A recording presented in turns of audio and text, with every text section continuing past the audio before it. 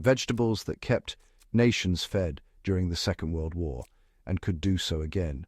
If you care about how ordinary people survived extraordinary collapse, this episode is for you, and I want you to subscribe to the channel and leave a comment right now because, honestly, this is the kind of history we rarely document properly. Share this with anyone who studies wartime resilience, food security, or survival logistics, because what you're about to hear is not nostalgia or gardening trivia. It is hard evidence of how entire nations avoided starvation under blockade, bombing, and rationing. During the Second World War, vegetables were not side dishes. They were strategic assets.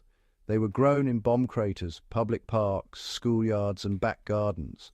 Governments issued manuals, trained civilians, and reorganized agriculture around a small group of crops that could feed millions with minimal inputs. These vegetables did not just fill stomachs, they stabilized morale, prevented famine, and bought time until supply lines could recover. Everything I will cover here is documented history, and every lesson still applies today.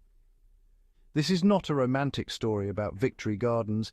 It is a practical breakdown of which vegetables actually kept nations alive during World War II, why they were chosen, and how the same logic can be applied again under modern crisis conditions. The strategic logic behind wartime vegetable choices explains everything that follows. When war cut off imports and redirected labor to factories and armies, governments needed crops that could tolerate poor soil, inconsistent weather, minimal fertilizer, and inexperienced growers. Vegetables had to produce high calories or critical nutrients per square meter, store well without refrigeration, and grow quickly enough to fit unpredictable seasons. In Britain, Germany, the Soviet Union, and occupied Europe, planners focused on crops that could be grown close to home and harvested repeatedly. These choices were not ideological or cultural, they were mathematical. Yield, resilience, and nutrition decided which vegetables survived policy meetings. Potatoes became the backbone of civilian survival across Europe. No vegetable mattered more than the potato. In Britain, potatoes were deliberately excluded from rationing because the government understood that restricting them would cause unrest and hunger. A single acre of potatoes could produce enough calories to sustain several families for a year, even under poor conditions. Potatoes tolerate cold, resist short growing seasons, and grow underground where bombing and weather damage are less likely to destroy the crop. During the siege of Leningrad, potatoes grown on tiny urban plots helped civilians survive conditions that killed hundreds of thousands. In Germany, potato yields were monitored almost as closely as coal production. The lesson here is simple and brutally relevant. Potatoes convert land into calories more efficiently than almost any other temperate crop. For modern survival planning, this means prioritizing varieties suited to local soil, learning seed-saving techniques, and, well, staggering plantings to hedge against failure. Cabbage sustained populations when everything else failed. Cabbage does not get attention today, but during the Second World War it was indispensable. It thrives in cool climates, tolerates poor soil, and produces dense nutrition per plant. In occupied Europe, cabbage was eaten fresh, fermented, and stored in cellars for winter. Sauerkraut production surged because fermentation preserved vitamin C, preventing scurvy when citrus imports vanished. German civilians relied heavily on cabbage soups and stews because the crop could be grown at scale and harvested late into the season. The practical application today is clear. Cabbage is not just a garden vegetable, it is a storage system. Learning fermentation and cool storage methods turns one harvest into months of food security. Carrots protected vision, morale, and nutrition under rationing. Carrots became symbolic in Britain, partly due to propaganda, but their importance was real. They are easy to grow, store well in sand or soil clamps, and provide vitamin A at a time when dairy and meat were scarce. British authorities promoted carrot-based recipes to stretch flour and sugar rations, and civilians complied because carrots were available and reliable. carrot yields held steady even when fertilizer supplies collapsed. For survivalists today, carrots demonstrate the value of root crops that can be harvested gradually and stored without energy inputs. A small plot, properly managed, can supply essential micronutrients all winter. Turnips and Swedes filled the calorie gap during extreme shortages. In both world wars, Germany relied heavily on turnips during severe shortages, most infamously during the First World War, but the lesson carried into the Second. Turnips and Swedes grow quickly, tolerate cold, and produce bulk food even in degraded soil. While unpopular, they prevented outright famine. In Scandinavia and parts of Eastern Europe, these crops were crucial because they matured before frost and could be fed to both humans and livestock. The practical takeaway is uncomfortable but important. Survival food is not about preference, it is about output. Turnips offer calories, animal feed, and soil conditioning in one crop.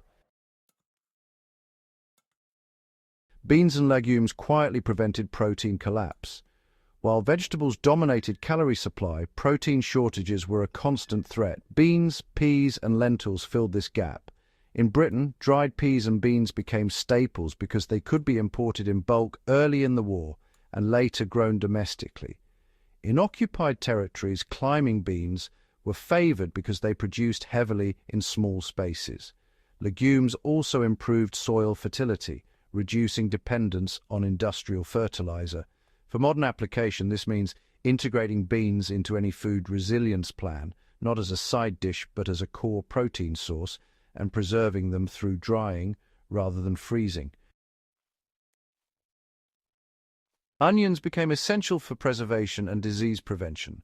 Onions were everywhere during the Second World War because they store exceptionally well and, honestly, they enhance otherwise bland rations. More importantly, onions possess antimicrobial properties and were used in folk medicine when pharmaceuticals were unavailable. In Eastern Europe, onions were grown intensively and stored in braids for winter use. Their ability to improve palatability mattered more than modern audiences realize. When food morale collapses, productivity follows. Onions kept people eating monotonous diets without revolt. Today, their lesson is about psychological survival as much as nutrition. Flavor sustains discipline.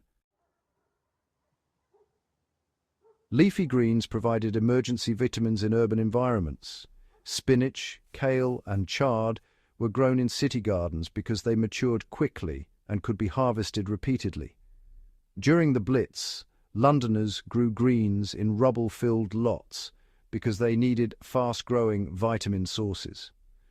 These crops compensated for the absence of fresh fruit and reduced deficiency diseases. Their modern relevance lies in speed.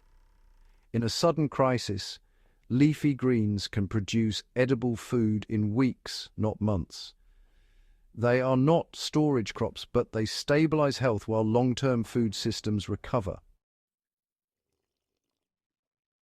Beets served both civilian and industrial needs.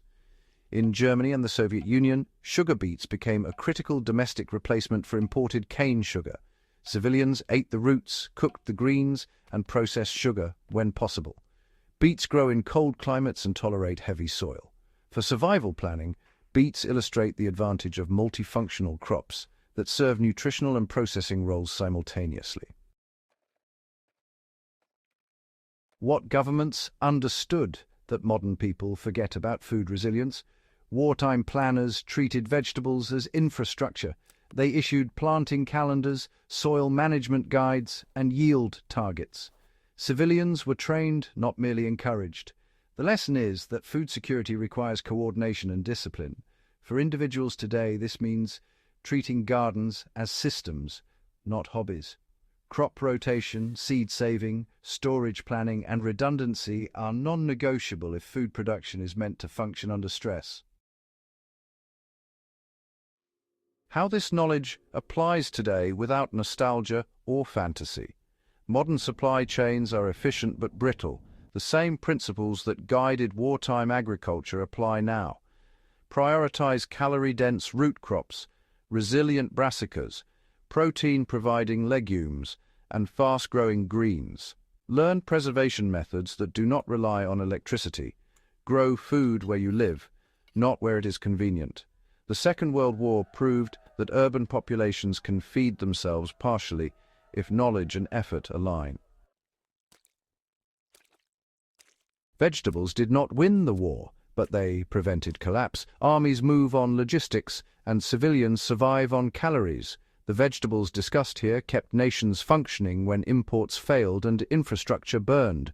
They are not historical curiosities. They are proven tools. The past has already tested them, under conditions far worse than most people expect to face today.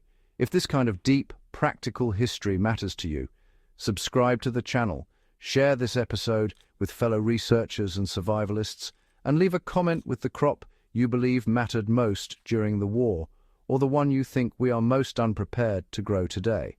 This is not content for algorithms, it is documentation for those who take history seriously.